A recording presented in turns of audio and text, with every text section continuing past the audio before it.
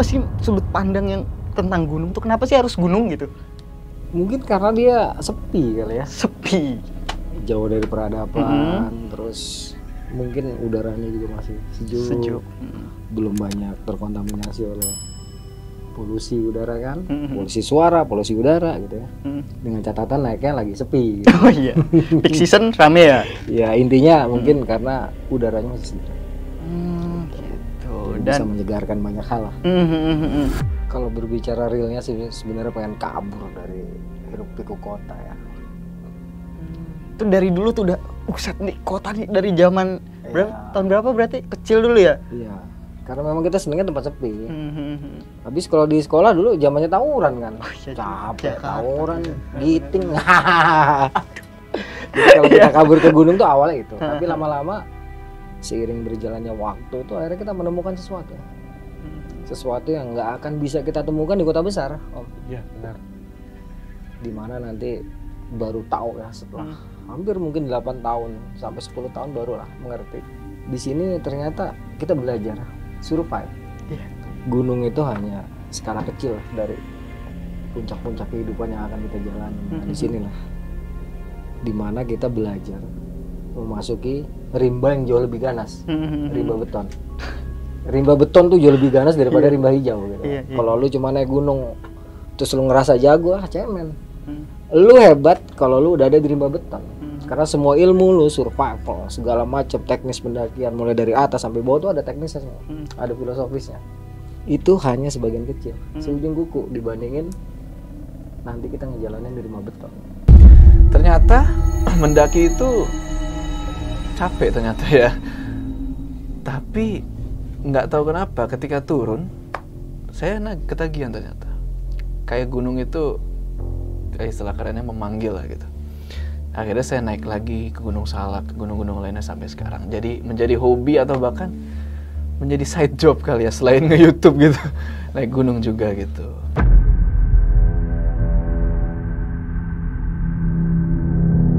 Kalau kita ngomong tentang gunung itu tentunya kan ada 3 bagian. Ada 3 bagian, jadi kaki, badan, dan juga kepala, puncak atau kemuncaknya. Pada zaman lampaunya ya, kita kenal kan beberapa kepercayaan sebelum hadirnya kepercayaan ya masuk di masa klasik sendiri. Kenapa sekarang ditemukan banyak situs gitu di sekitaran gunung ini secara kajian sejarah ataupun arkeologi ya. Karena ketika gunung itu punya gawe atau punya hajatan, itu kan terjadi erupsi, letusan.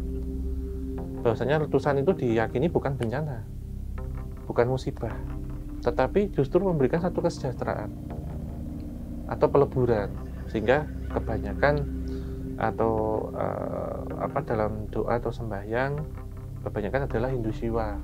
Dewa Siwa sendiri dalam ajaran agama Hindu adalah sang dewa pelebur. Jadi melebur itu gitu. Ini secara spiritual, secara agamanya.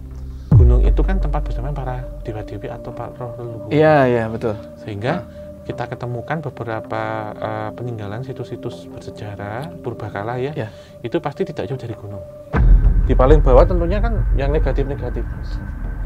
Kita ketemukan di situ ada beberapa entitas-entitas yang negatif lah, yang menyelakakan, yang menakutkan. Tapi semakin tinggi tentunya semakin disakralkan. Sehingga hukum-hukum adat ataupun budaya yang kemudian menjadi satu produk yang menaungi gunung itu tercetus ketika banyak sekali tempat-tempat sakral ataupun pohon besar, sumber mata air itu yang dijaga. Sebagai misalkan untuk menjaga tatanan air yang ada di situ. Sehingga diciptakan mungkin mitos-mitos yang menakutkan.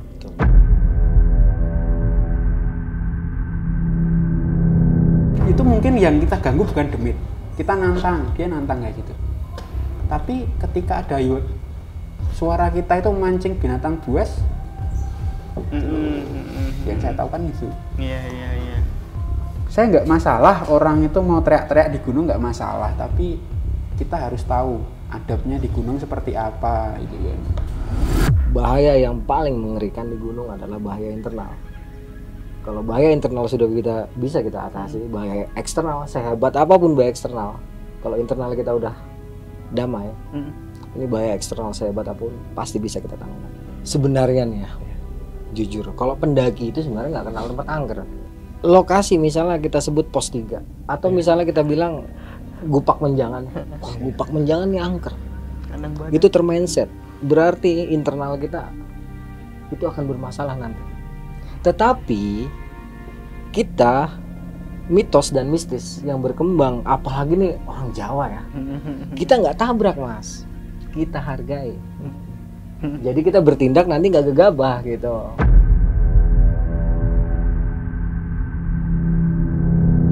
Kan saya pakai drone waktu itu Iya. kan, saya dronein tuh di atas, saya hitung cuma 5 kok, yang sisanya mana gitu kan, nggak songo kan 9 kan. Ya udah, tapi pacar saya bilang dia ngeliat 9, cuma dia nggak mau ngasih tahu di mananya gitu.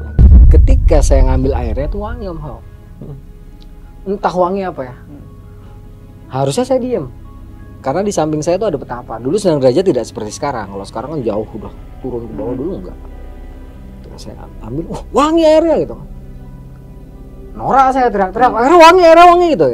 Yang lagi tapa itu nggak pakai acara ngomong, Om Hao langsung lompat tuh ke air dalam hati, untung gue udah ambil airnya, kalau kagak gue ketek nih sialan gitu. Nah itu sampai 2 tahun Om Hao. Air itu wangi sampai airnya dia tumpah baru ya. Dan saya inget banget setelah saya cuci muka, itu muka saya nggak kayak ada. Ini di luar ya, di luar orang mau percaya apa enggak, tapi ini saya ngalamin, ini pribadi saya. 2 tahun itu muka saya percaya terus sama. Karena kepercayaan di teman-teman ya yang jaga lawu ataupun yang apa ya kayak pendaftaran itu loh, yang udah sepuh-sepuh itu, kalau kamu bawa katakanlah gaman atau pegangan itu nggak mungkin bisa naik. Adapun bisa naik itu susah, bakal diganggu gitu. Begitu dia dengar Iqbal meninggal, posisi yang tadinya berdiri, dia langsung duduk. Gitu. Ada batu di dekat sungai itu, dia duduk di situ. Hari makin sore, kemudian saya cari tempat karena hujan makin deras gitu. Sepanjang malam itu saya mendengar si Gagah berteriak-teriak, tapi teriakannya beda. Jadi semalaman dia teriak, tolong, tolong saya Gagah. Teman saya mati, saya tidak mau pulang. Mang Ade itu kan, Om ya, nemuin si Gibran ini. Setelah dia nancepin apa tuh, seingat saya semacam paku bumi ya. Paku bumi itu ditancepin, dek, baru Gibrannya ini muncul gitu kan. Ternyata dia itu dari tadi cuma meringkuk di bawah kayak cekungan gitu kan. Padahal tim SAR segala macam itu udah nyari, udah ngelewat di situ berulang-ulang, tapi nggak nemuin Gibran gitu. Entah bagaimana caranya kasyafnya terbuka, terlihatlah makhluk dengan bentuk yang luar biasa. Makhluk itu berwarna merah badannya, bertotol-totol, bertanduk. Satu tanduk cabangnya 3. Oh my god. Dia berapi, tembus. Semuanya ular, dikelilingin ular. Megang pedang ular, megang tongkat ular. Matanya sama. Nah, tapi ketika kita di sana baru masuk di satu hutan yang kita waktu itu lewatnya Gunung Malang ya. Tiba-tiba hutan itu berhenti bersuara dan berhenti bergerak. Angin nggak ada, suara serangga nggak ada, suara burung nggak ada. Jadi kayak hutan ini terbuat dari lilin. Senyap ya. Ya, betul-betul diam. Dan bagi saya itu horor yang sesungguhnya. Kalau cuma ketawa kuntilanak apa-apa gitu, Biasa. ini suara burung atau apa. Iya, Tapi iya. kalau diem, ini nggak masuk akal.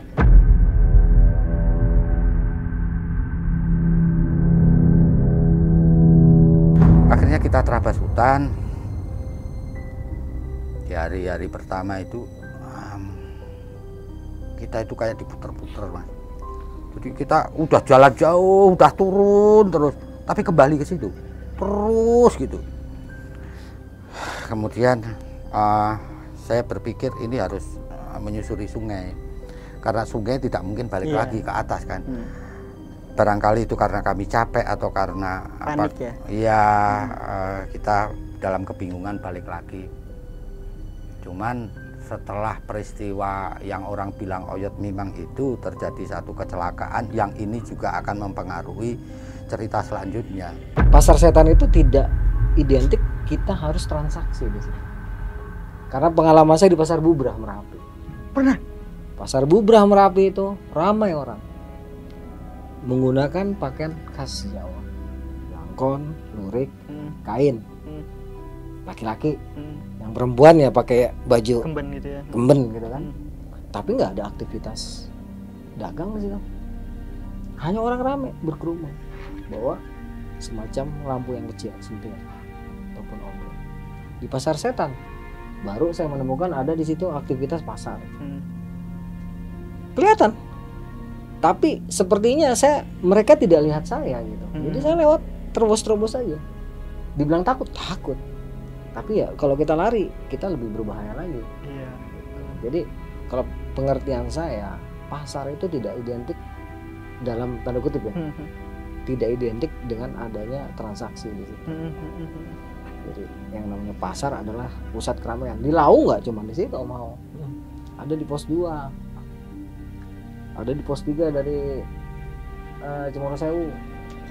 Di Gunung Gede pun ada keramaiannya. Pasarnya ada. Inilah tempat-tempat yang terkenal sebagai lokasi yang memang kerap ataupun banyaklah pengakuan pendaki secara personal menemukan kejadian berbau metafisika di situ. Terutama penampakan hal-hal yang harus bertransaksi kayak di pasar Dieng kan harus ninggalin uang 1000 koin atau berapa. Pasar Bubrah juga kan. Tapi yang paling terkenal kan Pasar Dieng lah. Nah, di situ kita sering banget dengar pendaki cerita mereka sering bertransaksi di situ. Tapi kalau saya pribadi tidak pernah Bertransaksi. tidak pernah bertransaksi. Tapi kalau berinteraksi beberapa kali. Gimana itu interaksi? Interaksinya saya masuk ke dalam Keramaian dimensi itu ya. mereka, ya, tapi tidak terjadi Transaksi. hanya sedikit kontak. Om Hao malah pernah, di mana saya ini agak saya rahasiakan lokasinya, soalnya ini agak frontal ya. Ketika saya ada di tempat itu, ini kelihatan banyak sekali wanita dan laki-laki, ya, berpakaian lurik, tapi mengganggu sekali gitu, Om Hao. Nah kemudian si kain yang menjatuhkan ini berubah jadi kayak cewek gitu. Saya diajak masuk ke desanya 2 kali.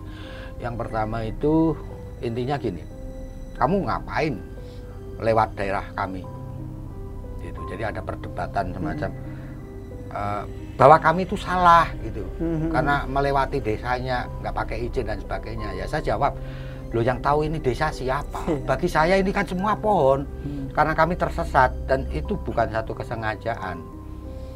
Loh kamu harus dihukum dan sebagainya. Gini, orang dihukum itu ketika melanggar sesuatu yang memang dilarang. Tapi bagaimana saya bisa dihukum ketika nggak tahu? Kan tidak bisa orang dihukum karena ketidaktahuan. Jadi saya ngeyel begitu. Kalau saya tetap akan dihukum, saya akan melawan. Meskipun saya kalah, saya akan lawan.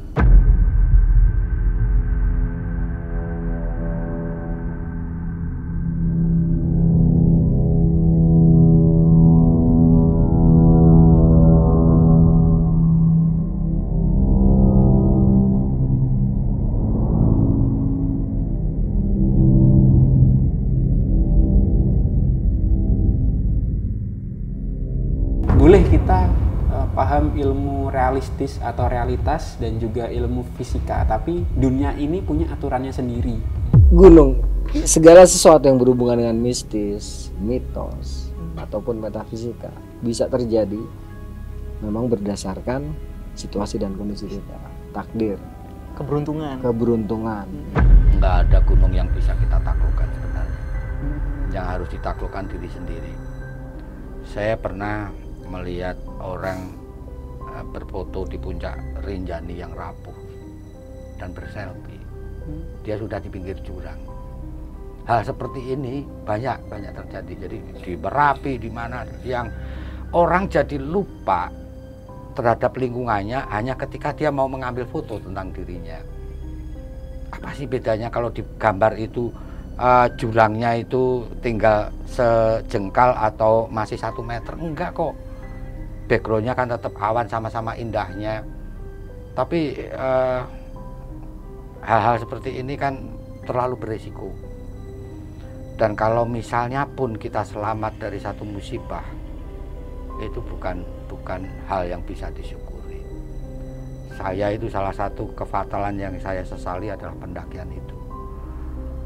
Jadi kalau saya boleh mengulangi, saya akan putuskan udah gak usah naik gunung banget.